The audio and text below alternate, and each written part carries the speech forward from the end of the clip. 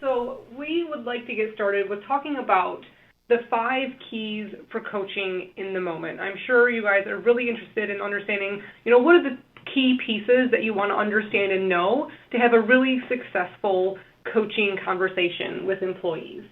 So while we get started, we're actually going to conduct a poll. So we would like to be a little interactive, as Holly had mentioned earlier during the session. So make sure that you are registered for the poll everywhere that Holly had mentioned.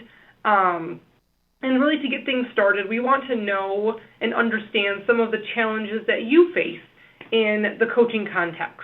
So we'll go ahead and go right to that poll, and you can start entering your responses.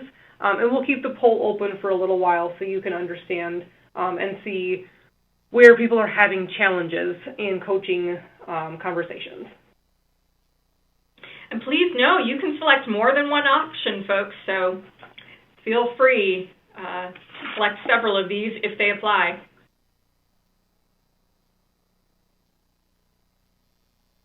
Looks like we've got kind of a battle here going for how to be more effective in giving feedback, knowing how to approach the conversation, and then how to know if my feedback is working.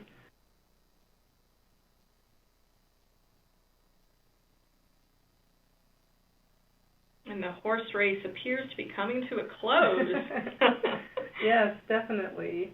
And we'll touch on each of these as part of the keys to coaching in the moment. Really help you understand how to approach the conversation, how to make sure that you're really being effective in providing feedback to individuals, how to really anticipate how that particular team member is going to react to your conversation, how you are going to know if your feedback is effective. Are you having that conversation, and is it actually inciting change in that individual? And then really being aware of your own assets and liabilities. How can that impact your coaching conversations with your team members?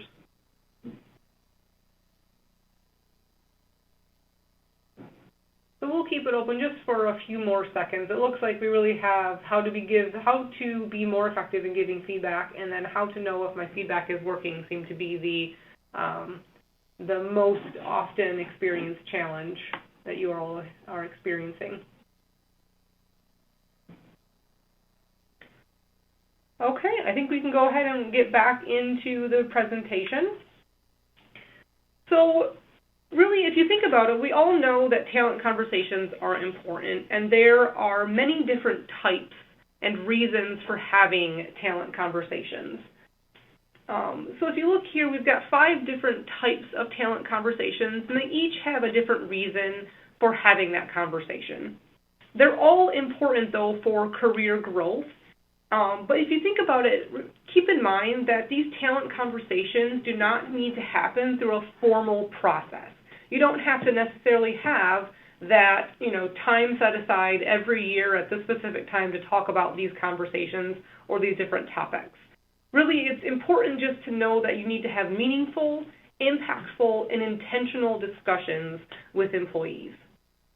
So what we're going to share with you today are 5 keys to what we call coaching in the moment, and having these everyday meaningful conversations. The more of these types of conversations that you have, the much more easier that's going to be, because you're going to be having these conversations and already talking about the really important information. So let's go ahead and get started by listening to an actual typical formal annual performance review, what you typically think of when you think of a performance conversation.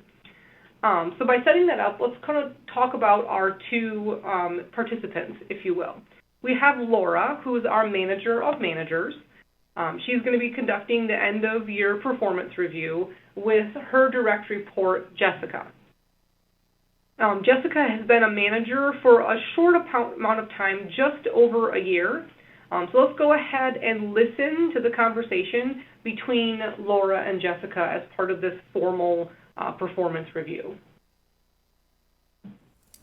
Hi, Jessica. I want us to spend time talking about your achievements and accomplishments this year, as well as specific areas that will help you be successful over the coming year.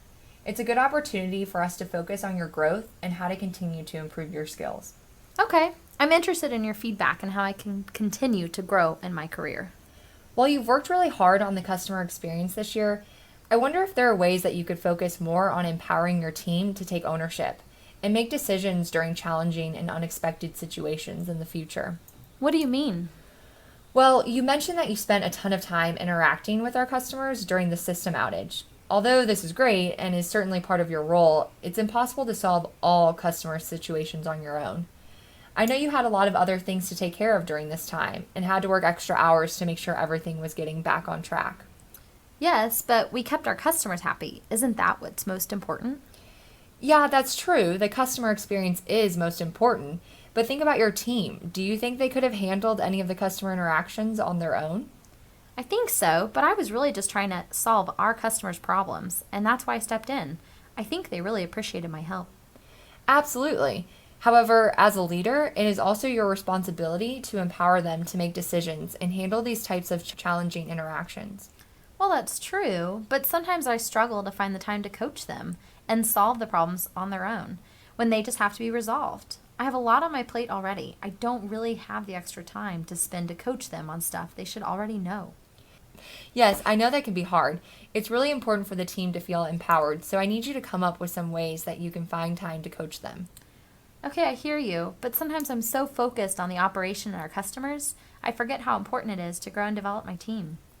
I think you need to spend some time with each of them, ensuring they feel comfortable and equipped to handle these types of situations without you there. You also need to do a better job recognizing them when they do make decisions and take accountability for their customer service scores. I guess that could work. I feel like I've already spent so much time working with them, but I'll try harder next time.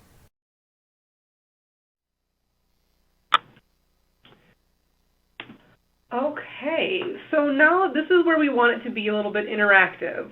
So feel free to use that question and answer box that Holly had referenced earlier to chat in or put in your responses to our discussions. We would like to make this a little interactive. So what do you think went really well with this role play? What do you think didn't go so well? And how do you think you could make that conversation be more productive in the future? So we'll give you a little bit of time to go ahead and chat in those types of responses to the different questions we have there. Just as a quick reminder, Laura was the manager and Jessica was the employee, if you wanted to reference them by name as you chat those in. It's not often we get to be the critiquer of these conversations. We're often playing one role or the other, right, Heather? Exactly, definitely. You get to be a little fly on the wall of this conversation and be able to kind of critique that and look at what could be different, what went really well, and what maybe didn't go as well as you would have hoped. And Holly, please feel free to let us know as things come in. You know, one thing, Heather, that strikes me as I listen to that conversation is Laura, the manager, seemed to be pretty, she was direct, like she was clear. There was no ambiguous kind of information that she was giving to Jessica. So I guess I might say in answer to that first question, that might be something that went well. Yes. Every conversation usually has some pluses and some minuses. Yeah, definitely. No, I completely agree. She was very clear in her information that she was sharing with Jessica. All right, and I'll go ahead. Maybe one. Oh, go ahead, Holly. Yeah, I'll come in with some comments coming in from our listeners out there. We've got a lot, actually. So let's see. Well, the first one I'm looking at, this is going to come from Candace, and she says maybe solicit some feedback from the employee on what she is going to work on or how she's going to work on this, and not just suggest that she comes up with some ideas later, but to be more specific, I guess, in the moment instead of later. That's a great one. Thank you, Candace. Yeah, Laura was more telling Jessica. She didn't quite solicit or include her, ask her questions to probe. That's a great one. It was much more directive. And this is one I see interesting. Nancy thinks that the manager spent too much time going back and forth with the supervisor. What do you guys think about that? That's interesting. interesting, kind of going back and forth on whether it was something that was important or going back and forth with her on what she should do and whether she should change that, possibly.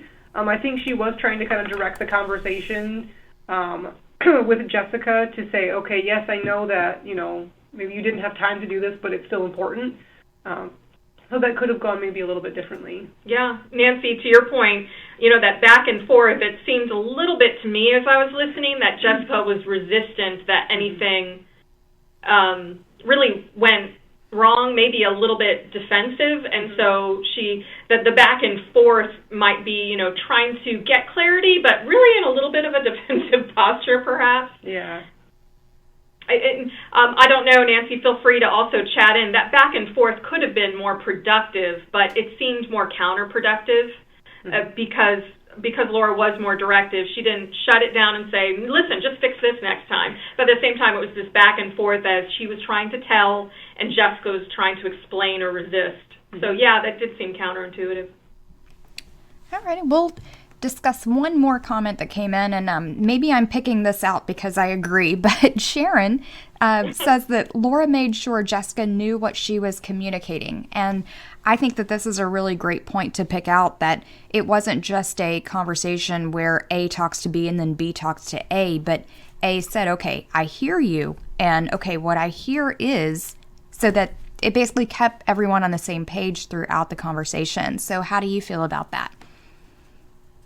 Yeah, I definitely think that Laura did a great job of validating what Jessica was saying. So, Laura would give, a piece of feedback, and Jessica would, provide some additional maybe context or a reason why, and Laura was good about saying, yes, absolutely, I do agree with you, and here's what else I want to talk about. So she did a lot, kind of directing it to that.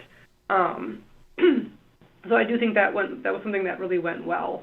They did listen to each other. Yeah, they did listen. Right? It wasn't just Laura just kind of, hey, this is what I think you should do, and not really taking in and being active in her listening skills.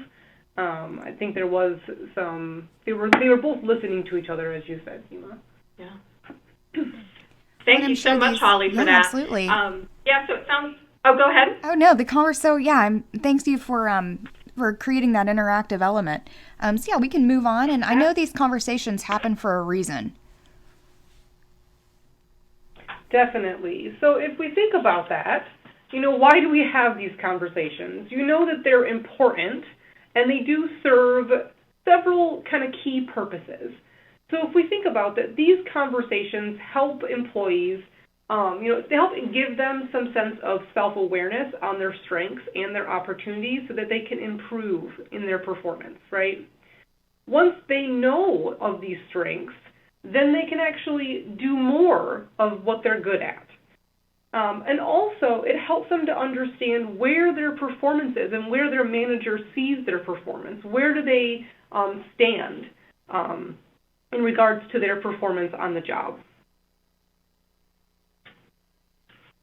Then, if we think about it, we know these performance conversations are important and they're supposed to be so positive.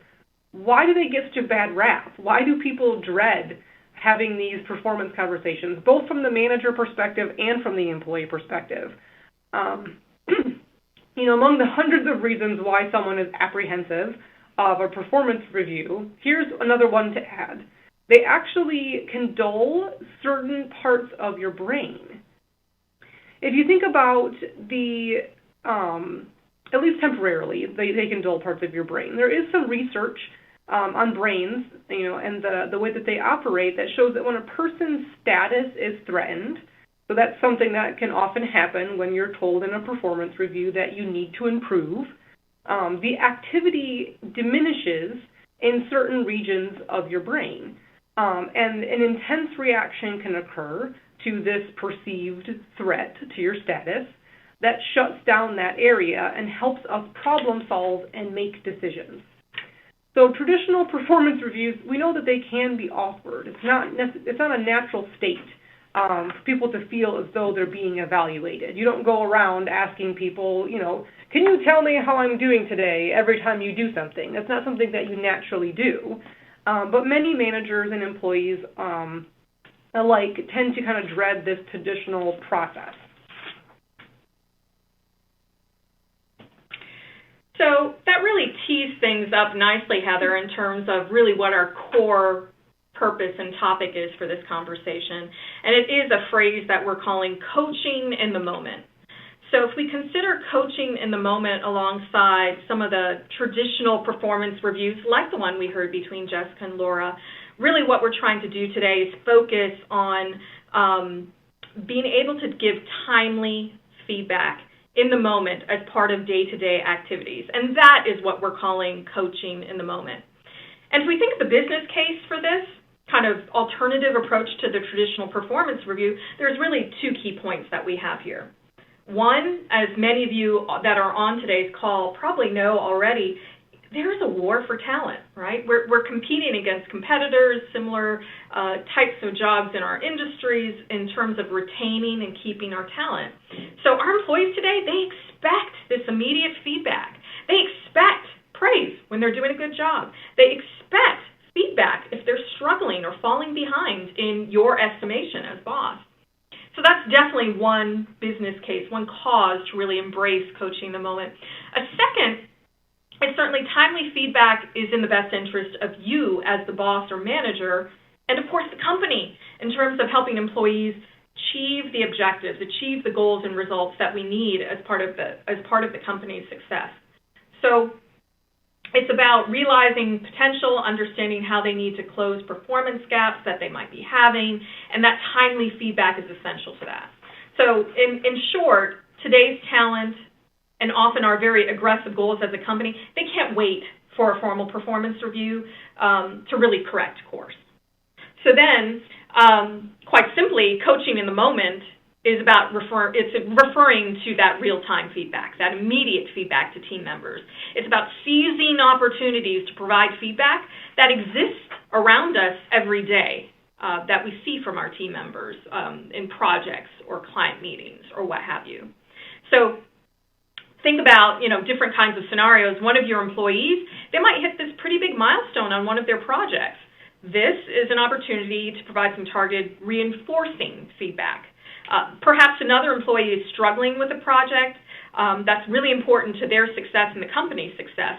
Instead of telling them what to do, coaching in the moment would be about helping them to figure out on their own what needs to be done to get them back on track. And that's done before it becomes this huge, mammoth issue. In another scenario, you might have an employee who's a rock star, but they need some fine-tuning for that next level. So providing feedback might engage them in the meanwhile and also help them hone those skills as they prepare for that next role. So hopefully that kind of talks about what we're talking about as we use that phrase coaching in the moment. What is essential is that it does require a mindset shift if this isn't being done already today. It's a mindset shift for effective conversations, a mindset shift from the traditional manager to one as leader, as coach. Traditional manager is more of authority, directive, perhaps a little bit more of what we saw in Laura in our first role play. It's more formal.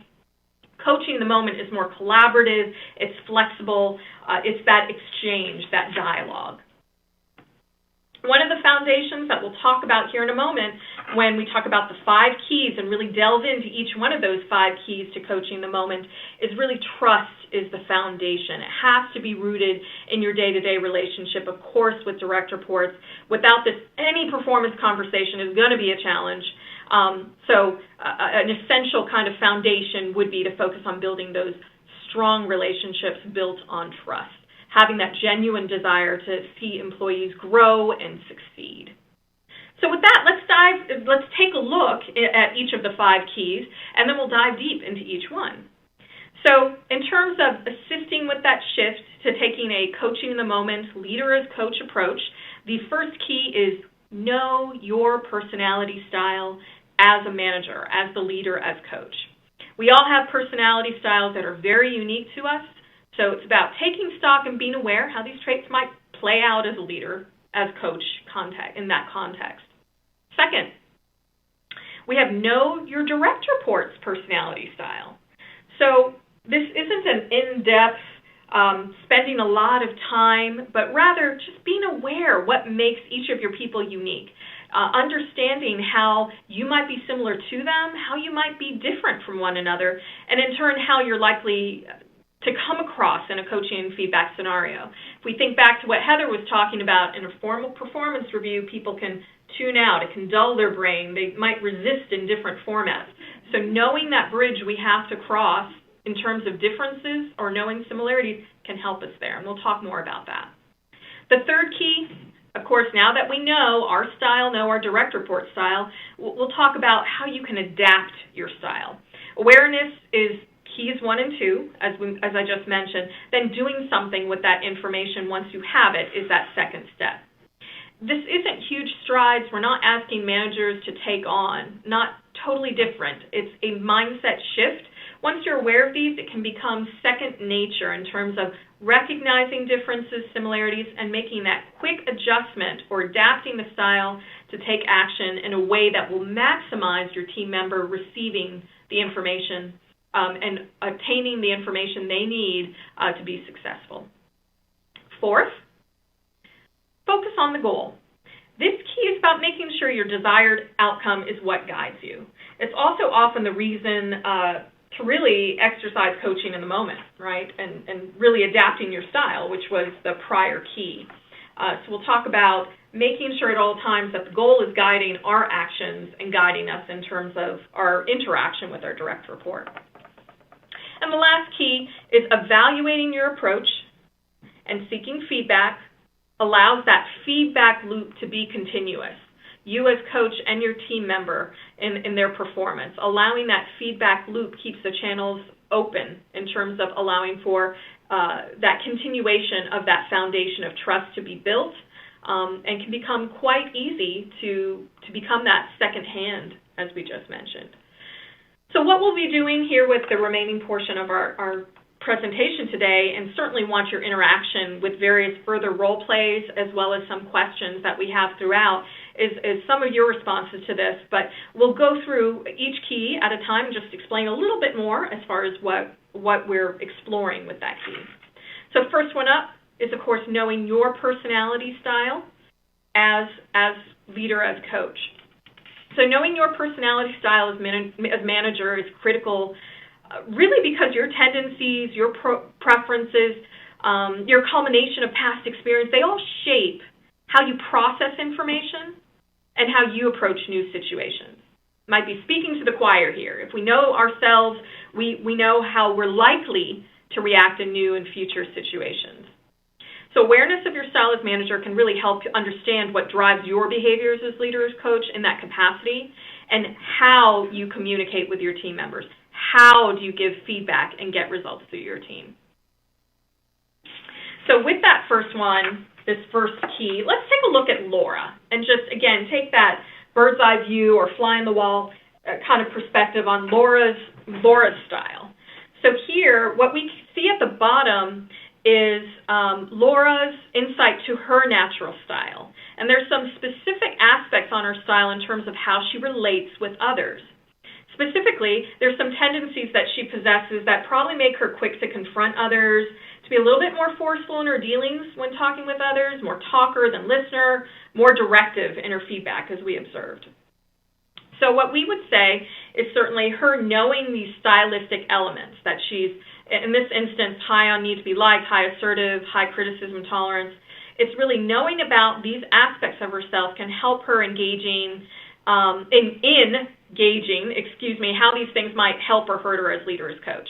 So, for instance, she's not likely to shy away from difficult conversations, is what that assertiveness is speaking of, and that should help her in a coaching in the moment kind of context. However, she might need to think through her approach, the words she uses, if she really wants to be effective, depending on the team member that she's speaking with. So in our role play, these are things that we can certainly consider in terms of knowing this about myself, knowing how she's likely to relate with others in general, how she's likely to approach those conversations, how she might be different in her style from others. Okay, let's move on to the second key. The second key is to know your direct report style. And again, this is just basic kind of as you have interactions with your direct reports, you likely start to develop a sense of what their style is. But this is kind of finishing out the equation. How is your information likely to be received by others? So just like our tendencies and preferences and culmination of our past experience have shaped us as a leader, as coach, how we process information in new situations, our direct reports also have unique aspects that have shaped them. So that means our words and actions as coach can really be interpreted differently by you as a manager compared to how your team member interprets them based on our unique style. And furthermore, any two team members might interpret the same behavior, same words and approach very differently as well. So knowing your direct report is part of that first step of being aware, recognizing diversity and differences in perspective. And so not only you don't have to wait for interaction, certainly, to understand what someone's unique differences may be. Again, if we take a look here at our role play exercise, and specifically at Jessica's style, we can learn some very specific things through various tools. So here, through an assessment, we learn Laura has a tendency to be more action-oriented, forceful in her dealings with others, again, more of a talker than a listener, similar to Laura. She might be more skeptical of people and have more of a pessimistic slant, if you will, to perceiving situations.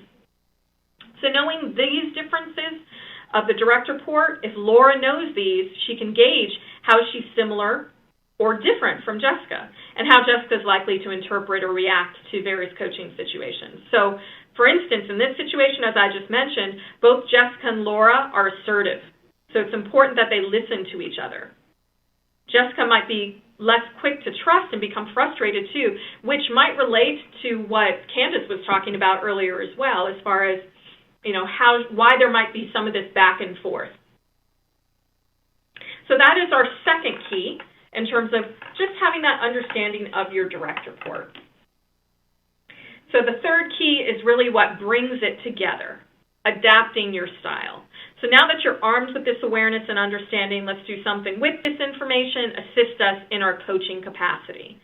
So bear in mind that adapting your style is not about changing your personality as leader. That is not what we're talking about at all. Instead, it's about making small adjustments, recognizing diversity, recognizing differences or similarities, and just doing small tweaks to our approach to increase the likelihood that our feedback is going to hit its mark. It's going to result in the positive outcome that we want, that we all want, both the direct report as well as us as leader and coach, both Laura and Jessica. So it's about tweaking our communications to suit the occasion in terms of the person or situation. So if we think about this, though, by adapting your style, or maybe not adapting your style, what is the risk if you don't? So if you think about that, the risk of not adapting your style to the person or the situation, employees may react in negative ways to your feedback, such as getting defensive, as you saw in the audio. Jessica was getting a little defensive in some of her responses. Or they may shut down, and so they're not really hearing your feedback. They may just say, yes, yeah, okay, but they're not really taking in that feedback. They may be resistant to your message or even completely misinterpreting it. You could have been saying something very positive, but they took it very negatively based on the way that you approached that conversation. Other negative reactions could include, the employee not reaching their goals you had set for them. Maybe they weren't bought into the goal because of how it was perceived. They may not have followed through with your suggestion. They may not have heard what you said, but they didn't really buy into it, so they didn't put forth the effort toward that suggestion. And it really could also possibly damage your relationship with that team member if your style doesn't mesh with theirs. You're not taking that into account when you're having conversations with them.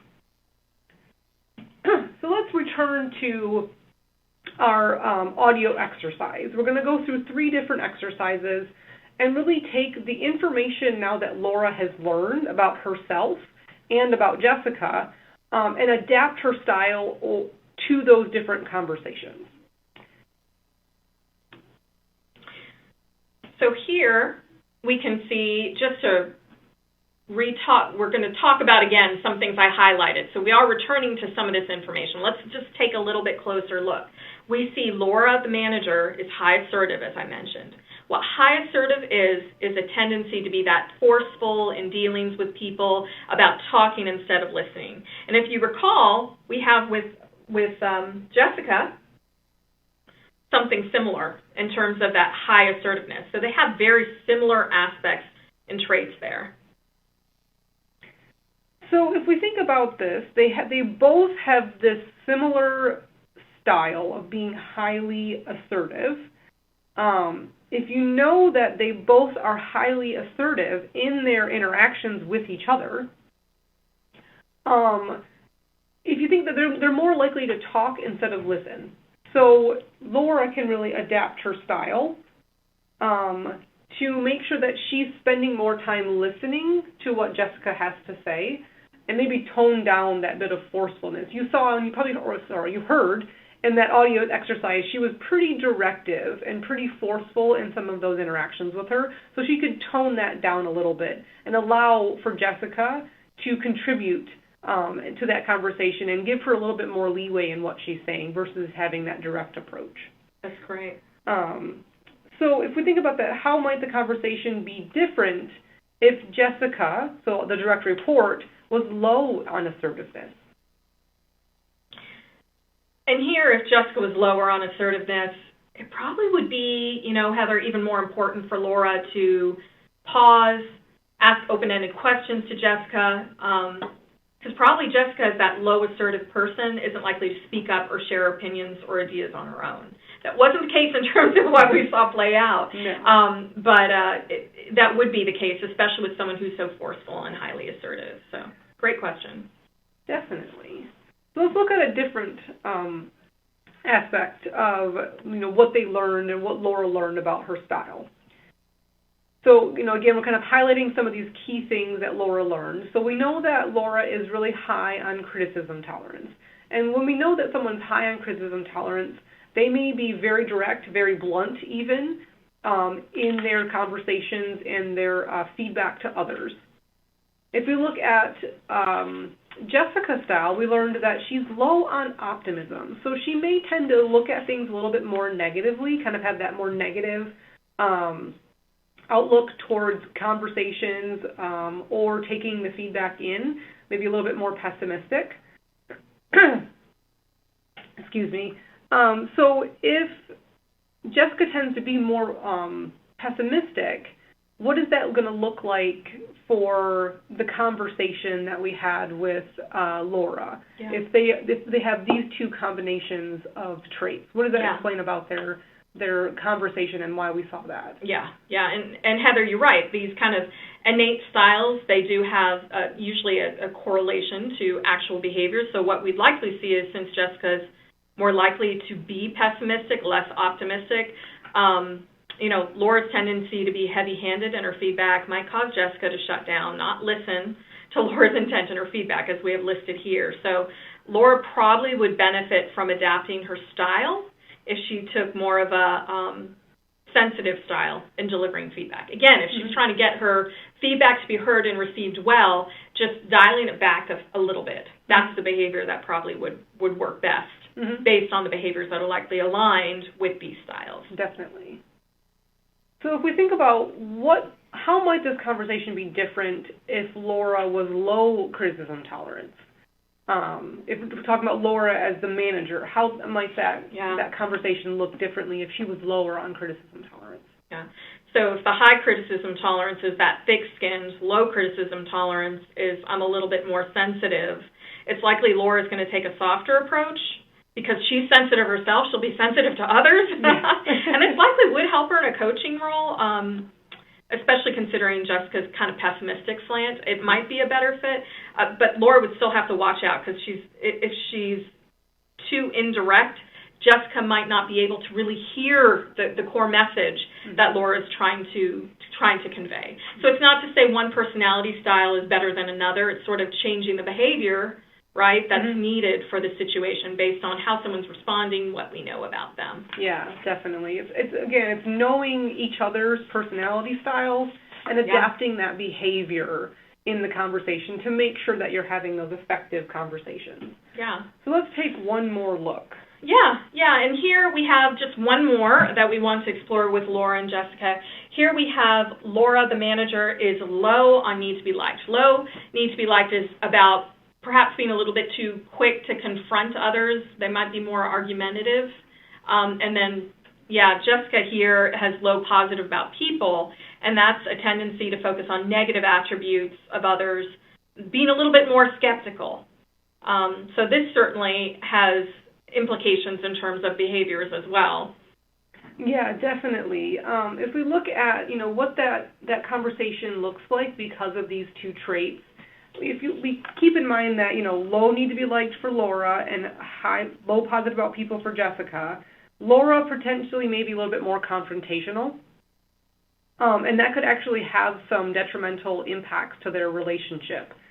With Jessica being a little bit more cautious in her aspects and view towards others. She may be a little bit more risk-averse in building those relationships, and then if Laura is more confrontational, it may kind of feed into that cautiousness.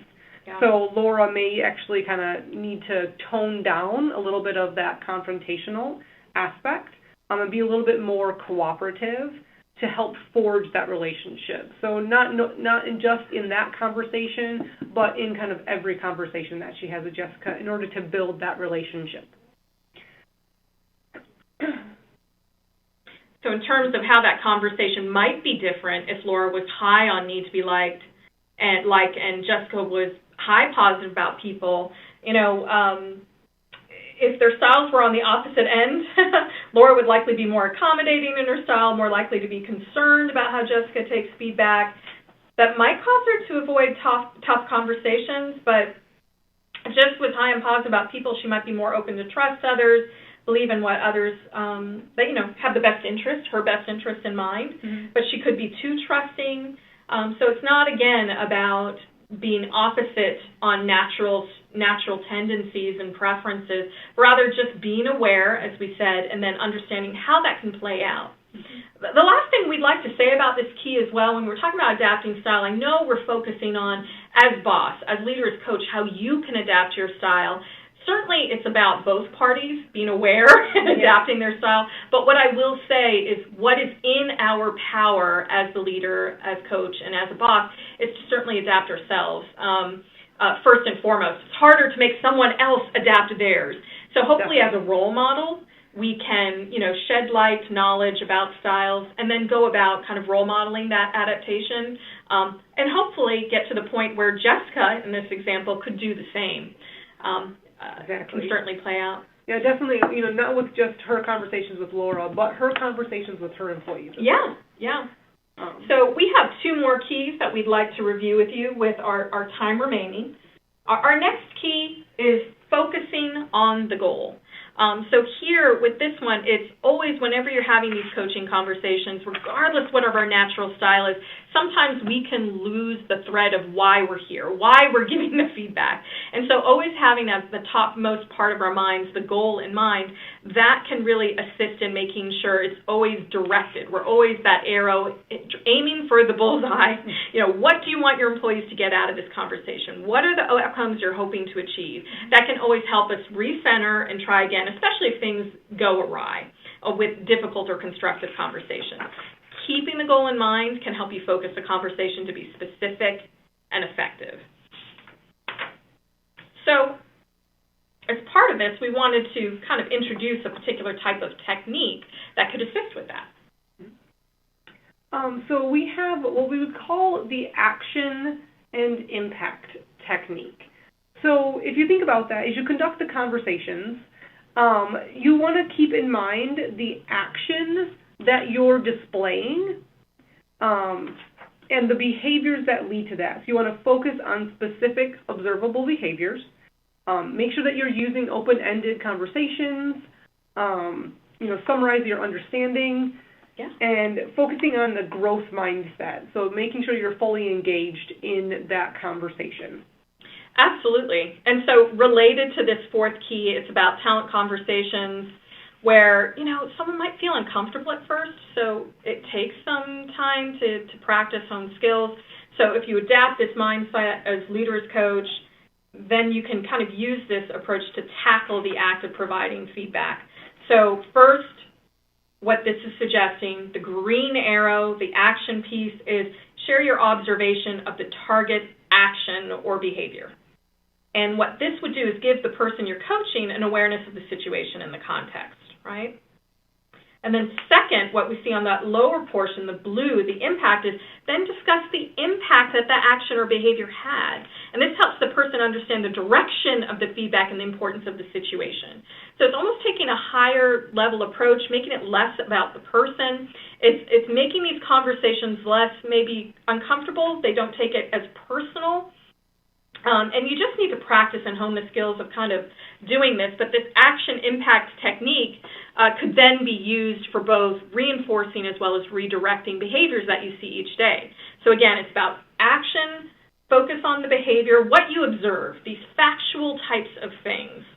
And then again, impact, really focusing on what is the cause, what was the result of that. And this could certainly be uncovered through open-ended conversations as well, but really focusing on factual information can keep it from being that personal kind of reaction that often happens from a direct report. So let's talk a little bit about each of those different types. Nila had mentioned reinforcing as well as redirecting as part of this. So here are some examples. If we think about reinforcing is when you want to encourage your direct report to continue a behavior. So if you're reinforcing a behavior, you could say, I noticed your communication was well laid out and your data was compelling. I saw people taking notes and nodding their heads when they described the information. As a result, so this is where we're talking about the impact. So as a result, the team will be supportive of adopting the program in their areas, which as I know is an important goal to you. So we're talking the action there. So you said, this is what I noticed. And then here's that impact. This is the result.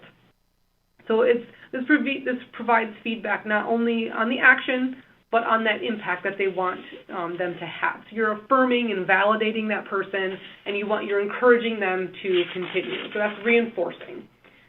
Another type of action impact is in redirecting. So if we think about redirecting, this is where you want your direct report to stop a behavior or start a new one. So, here's an example where the action is, I'm concerned that the new customer program did not hit our target sign-up. I know that you made sure all employees went through the training, but I didn't see any follow-up from you to ensure they were following the process or applying what they learned. They're describing the action they observed of that person. You encouraged them to go through the training, but you didn't necessarily follow up. As a result, I'm not sure that the program met its potential or reached enough customers, which I know was an important goal. So that was the impact. It didn't really get to the goal that they had set out to do. So again, it's making sure you're kind of redirecting them, saying, I know this is the action I saw, I know what you wanted, this is the impact of it, but let's kind of redirect and say, this is not necessarily what I wanted to see. So you need to point out those specific areas. And this can be done very quickly once you get very adept, once you get this mindset shift. Again, many of you might be doing this already, but certainly it can be easy to kind of communicate with others as well as you train others to be leaders as coaches. So I know we have limited time and we still have one more key we'd like to go over with you. So let's just quickly listen to a couple of examples of how this could play out specific with our players here, Laura and Jessica. Hi, Jessica. Do you have a second? Sure, Laura. What's up? I was able to observe your interaction with Erica just now. I know your tendency is to jump in and solve problems, but you allowed Erica to solve the problem on her own, which shows that you trust her to make decisions. I know this is something you have been working on, and I can tell it's making a difference with your team. Wow, thanks for noticing. I really appreciate it. That was really quick, right? Right in the moment. And what we'll do is kind of debrief. Please feel free to chat in the QA box as we did earlier, but just put in front of it reinforcing or redirecting in terms of what you're commenting on. We just listened to reinforcing, so what do you think went well and what didn't go well? And so Heather, what do you feel kind of went well? How did that go between them? I think that she was very specific in saying this is what I saw or what I observed, and then having that impact to it. So I think that she followed that kind of same pattern that we talked about, that action impact, to help reinforce it, saying, you know what, I think you should continue doing this. Yeah. You know, but really well. What I liked about it, too, is how often do we hear, or we accidentally often do, is just say, great job, Nila, great job, Heather. Really, the person can walk away thinking what was good is very different. What made that great job is very different. Here, what Laura's done is made it very specific in terms of what she liked, so Jessica knows what can be replicated in the future. It sounded like she was pretty happy. Yeah, definitely. So let's take a listen real quick to redirecting. And again, please feel free to chat in any of your observations. What went well, what didn't go well across either of these. Hi, Jessica. Do you have a second? Sure, Laura. What's going on? I noticed that you stepped in and managed the situation when Erica was having some difficulty with the system. I sensed some frustration. I know this new system is a big change for your team. Did you get the outcome you wanted? Well, I wanted to ensure the customer left happy, so I went ahead and tried to solve the problem quickly. I'm a little frustrated that Erica could not take care of it herself. I'm surprised that you let that frustration show. What was difficult about this situation? Well, you know how we talked about empowering my team? I feel like I spent a ton of time preparing them for this new system, and they should be able to handle it with our customers. How might you coach Erica so she is able to handle situations like this in the future? Well, I'm not really sure. You know, one idea is to spend some time with her one-on-one to make sure she feels comfortable with the system. Also, I need to remember that things like this will happen, and I need to maintain a positive attitude with my team. Do you have any other suggestions? These types of situations, like the one you just had with Erica, are great opportunities to coach your team in the moment. Instead of having Erica help another customer, you could use these opportunities to help Erica find the right answer, instead of solving the problem for her. Does that make sense? Yeah, it really does.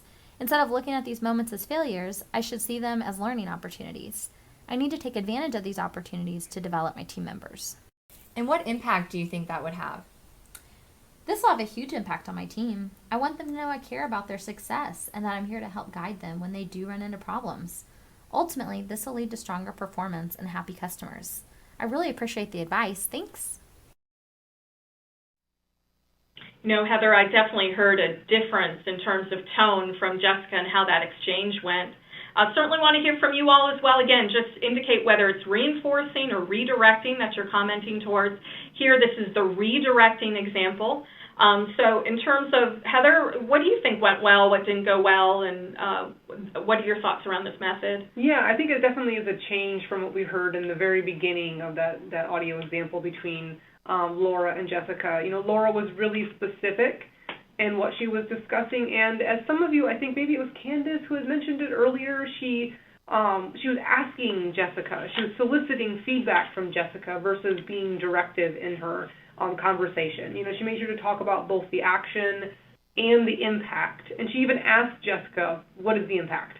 So she was very, it was much more of an open conversation and soliciting feedback from Jessica versus being directive. Yeah, and hopefully, Nancy, you had mentioned how there was this back and forth. Hopefully this was more productive back and forth kind of dialogue that happened. And just, Holly, right quick, were there any comments that we wanted to call out from the folks? Yeah, I'm seeing the majority are going for the reinforcement as far as their comments go. Jennifer said that she felt it was reinforcing. Specific and timely feedback is always best. And Carla also agrees and says that yes, excellent. People are motivated by positive reinforcement. And Sherry also supports that by saying that reinforcing is a specific way so the employee understood clearly what was being reinforced. And it looks like Catherine is on board with redirecting and said that Laura allowed Jessica to give her impact. She indirectly demonstrated allowing her team member to solve her own problem. Yeah.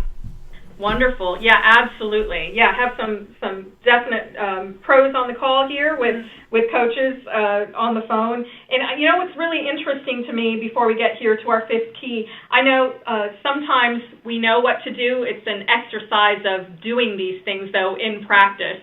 I can't tell you across, 16 years how often I speak to managers and then speak to their direct reports, and what the manager thinks they did and how the direct report received it is vastly different. I find that myself when I'm coaching direct reports as well, my team members. So hopefully it was just a good reminder, as well as we talked about these four keys. Thank you, Holly. And so that brings us to our fifth key, and then definitely want to spend our last 5 minutes kind of talking about comments and questions that you might have as well. Our fifth key is simply evaluate your coaching approach and seek feedback. This is often the missed key. So seeking feedback from your team, those around you, your boss, your peers, your others, those that you interact with that can give you feedback, and then tweak your style, tweak your approach. Each situation can require different types of style, and feedback from others is a great resource to know if you're going in that direction of what we talked about in key 4, the goal that we need. So if you have great conversations and catch people in the moment but never follow up on progress, then you've lost actually another moment to coach and mentor a person. You lose potentially the momentum from that initial conversation. So that timely manner of feedback is just important throughout all of the keys, making sure it's timely and discussed in the moment to reinforce or redirect. So that kind of brings us kind of to our last key here, our kind of summary across the keys, rather. So if you think about this is an opportunity to think about someone who provided you with meaningful feedback. Think about words you would describe to that interaction with them, and then think about the keys again. Knowing your personality style, knowing your direct report style, adapting your style, focus on the goal, and evaluate your coaching approach. You can think about situations in the past and think about how you might approach them in the future. Again, that trust is the foundation. We didn't make it a key because it's an underpinning for all of these. Being authentic, trusting, and eliciting trust, being trustful, bringing trust and allowing others to trust you, being honest, caring, motivating, respectful. All of those things are classic coaching tips that really do apply to all of these keys in the moment. So with that, definitely wanted to make sure we address any comments or questions, Holly, that we got throughout the session today. Yeah, thank you again so much for sharing your expertise and best practices for coaching in the moment. It is such an important part of today's workforce. And so we have, we've got about time for maybe one question that we'll squeeze in. But I will pick out a comment that just came in from Laura, and I love how detail-oriented this is. She says that there are far less buts and howevers in the second set of conversations than in the first one. So how would you guys comment on that and say that relates to the style and the change of tone and all the elements that went into that? Yeah, no, that is very detail-oriented, and I agree. The first conversation, there was a lot of back and forth, and I felt like they were almost kind of negotiating with each other. Well, but, did you look at this? Or you did this, however, you should do this. There was a lot of this almost kind of debating or negotiating between the two of them. Whereas with this action impact, either reinforcing or redirecting technique, there was much more specific information provided, and a lot more dialogue in the back and forth, where there wasn't this, well, you did this, but you should do this.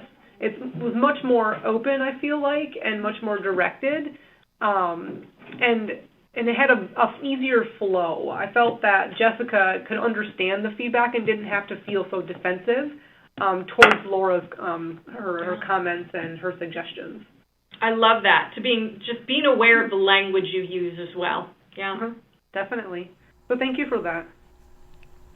And thank you guys as well. And so we'll go ahead and end on that note. And HCI members, remember that if you want to submit questions for Heather and Nila, be sure and put those into the question and answer box, and we'll make sure that our presenters get those questions so that you guys can further connect. And then we can also continue that discussion on Twitter using the hashtag HCIChat. And so we'll give one more big thank you to Nila, Heather, and everyone at Outmatch. We couldn't have had the webcast without you guys. And then to all of those HCI members, thank you once again for taking time out of your day to spend with us. Remember to take a look at those conferences coming up by clicking the Attend a Conference link at the top of the page. And we do look forward to seeing all of you guys participate in another learning opportunity soon. Have a great day.